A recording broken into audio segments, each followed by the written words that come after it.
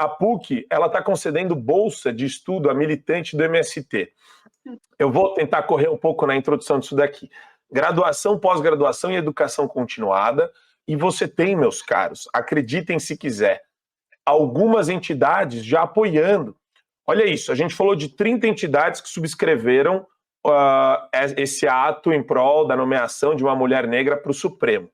E aqui na PUC você já tem, eu nem imaginava que existia, sindicatos da advogada e advogados de São Paulo, eles separam agora, né? Advogada e advogados, faltou os advogades, né? Então não está inclusive essa imbecilidade.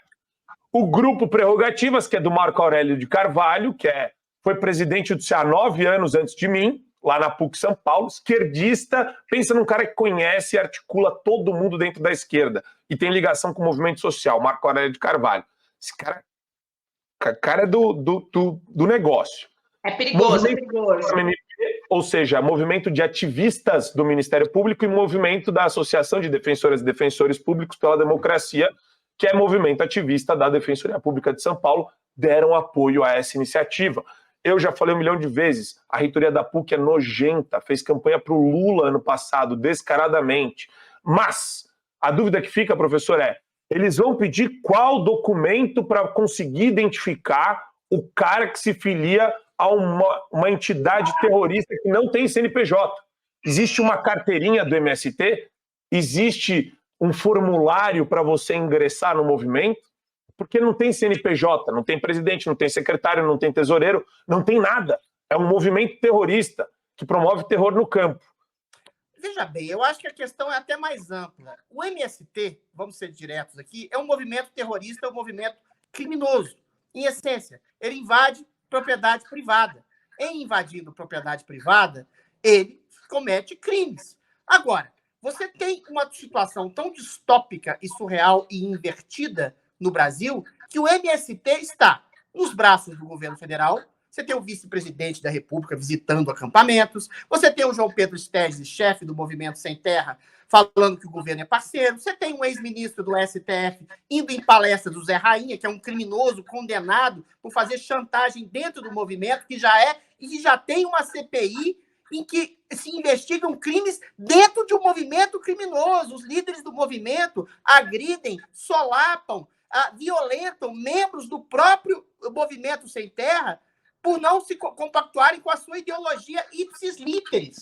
Ou seja, você tem toda uma complacência ao movimento que é essencialmente criminoso. Você tem judiciário, você tem a grande mídia endossando, e agora você tem o quê? A cereja do bolo. Você tem universidades sendo complacentes e dando bolsas de estudos a ativistas do movimento social sem terra.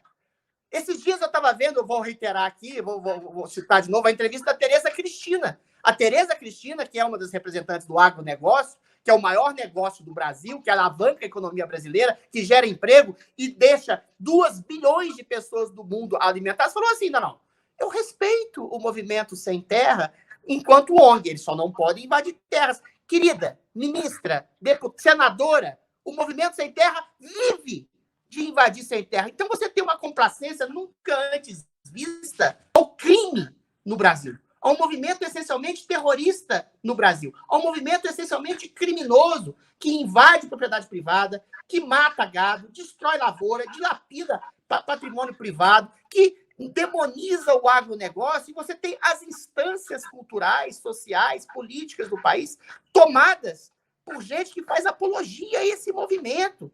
Então, é uma estruturação do mal, é a perfeição da Revolução Gramsciana. Novamente, explicando o que é a Revolução Gramsciana, você não precisa fazer uma revolução de armas, é só você tomar as instituições sociais, políticas e culturais e você domina o pensamento do povo. É isso. O MST é o elemento mais factível dessa Revolução Gramsciana que a gente observa no Brasil.